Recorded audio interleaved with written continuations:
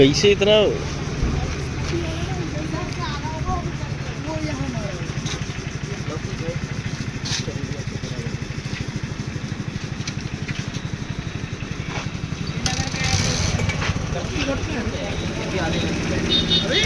आधे घंटे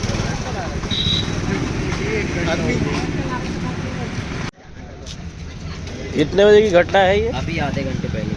अच्छा, ये ऑटो खड़ी थी, ऑटो खड़ी थी इधर पे। बाइक स्कूटी वाला साइड से आया? वाला इधर से राउंड साइड से आ रहा है, मालूम नहीं है, लेकिन इधर से आ ही रहा होगा इस। अच्छा, स्कूटी वाला यहाँ साइड में मारा, ये यहाँ पे साइड में स्कूटी को तो लगा। स्कूटी ऐसा नहीं मारा होगा, जब उसका ठोकर लगा होगा तो स्कूटी वाला राउंड लेके चल दिया बोल रहा है।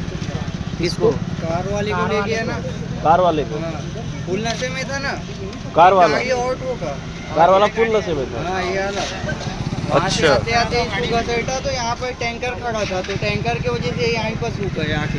और ये स्कूटी वाले की क्या हालत है? हो सकता है ऐसे हो रहा होगा, यहाँ पे टैंकर रहा होगा, स्कूटी वाला भी? आगे टैंकर लड़ गए। स्कूटी वाला ऑटो वाला उधर गिर गया ना नाली में।